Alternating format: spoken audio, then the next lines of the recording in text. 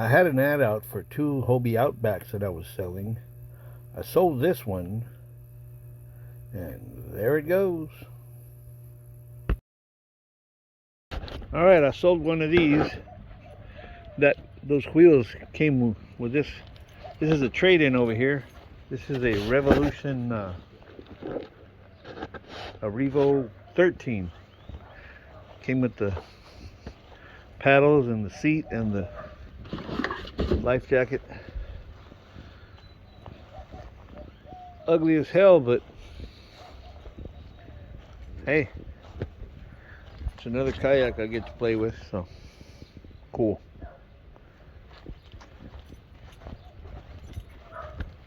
Oh, the bungee is here. It's just on the inside.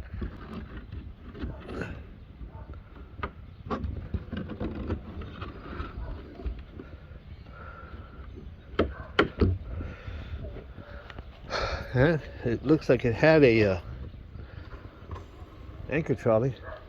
What's cool is I'll put an anchor trolley on it, add bungees to it. Very cool. Muy very cool. That's weird. The steering is... That's the steering? No, this is the steering. That's... Oh, that's for deploying the... Huh, cool. I'll order some more of those rubber mesh, or those rubber mat pockets. Alright. So this will be a next project.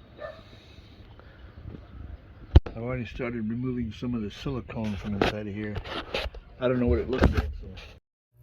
In a replay of the video, I noticed something right here.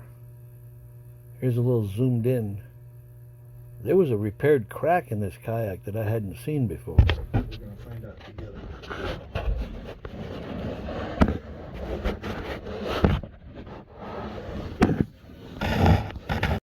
I paused the video just to show you that the only place it was leaking was right here.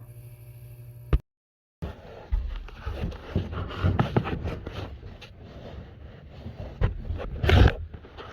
is what it looks like on the outside. I'm going to peel all that crap off and fix it right. Using a heat gun, getting most of it out. I got to get down to the surface to see what the problem is so that I can assess how to fix it. Because all this was just filled in with, it's supposed to look like this.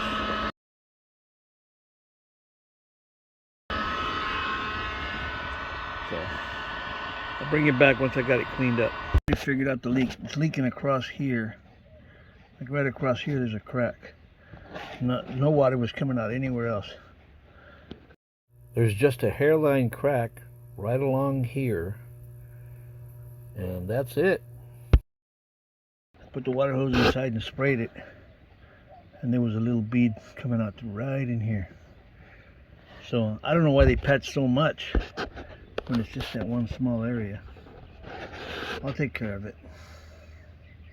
Well, I got it patched. It's ugly as hell, but there's a little tiny pinhole right here and then right up under here.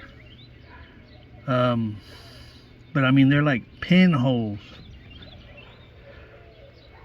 I mean, I fill this thing with water to here, and you could just barely see any water coming out from there, and then there was one drop that accumulated here. That was it. Just to reiterate, the only place it was leaking was right here, and that's it. About 11:30 a.m. and I've been out here scraping paint off of this kayak. What I've been doing is I'm just pouring little bits of little drops like that of paint remover, paint stripper. I'll let it sit there for a minute or two using a little wire brush. I'll let it sit there for a minute too, and then I'll scrub that little section. And this section, this is the 3rd time I've done it. Some of this thin stuff, you just put the stuff on the brush and it scrubs it away. But I still got the whole bottom of the kayak to do. That yellow, whatever that yellow is, it's actually a better paint. It's harder to get off. But yeah, this is what I'm doing.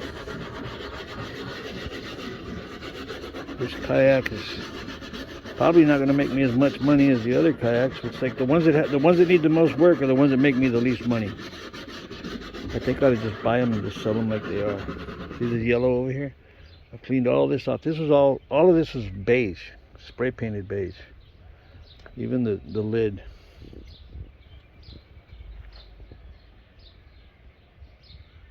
Thanks for watching. Keep watching. You'll see the end.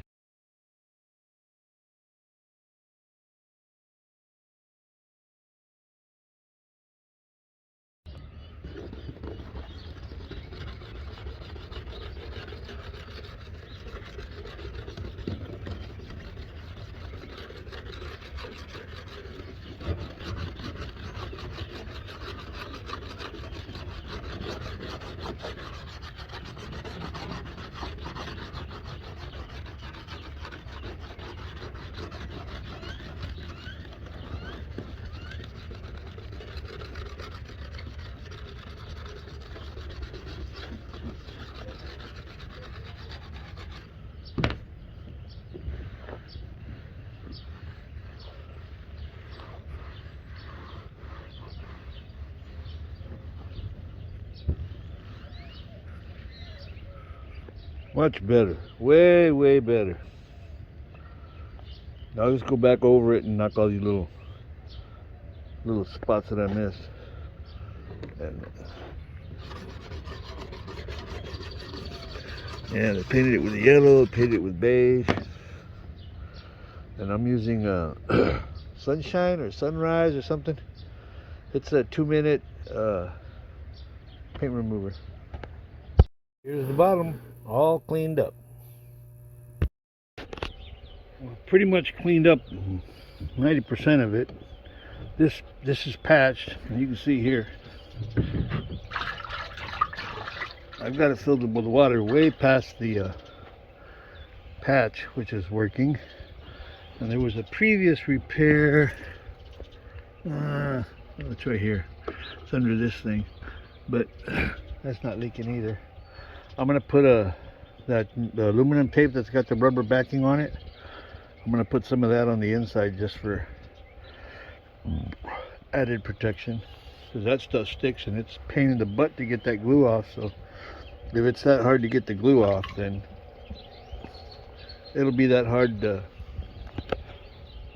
have it not sealed. But this is a Hobie Mirage Revolution fish. But when you look it up, it just comes up as a Revolution 13. This one and that one might be my personal kayaks. The Catch 110, until I can find a 130 at a good deal, then I'll sell that one to recoup my money. Here's a quick look at the inside. After I do my repairs, I'll take a piece of that aluminum tape that's got the rubber backing on it. Man, that stuff sticks to everything. It's just a added precaution to keep from leaking. I mean, I've filled this thing with water and not a drop came out. And here I'm going to show you a picture on the other side of the previous patch where I put it on the crack.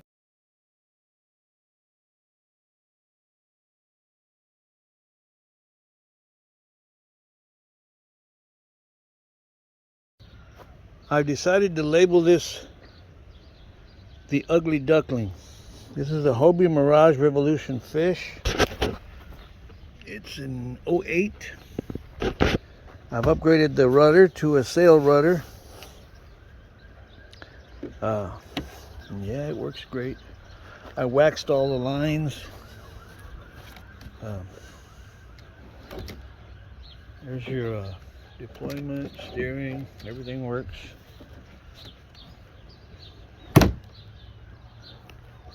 This is pretty cool. There's a double bungee on here. One bungee holds the handle, I guess, so you can get to it. And the other one holds the rudder down. Anchor trolley. Let me show you how I did my anchor trolley system on here. I just used paracord, and my my anchor is just this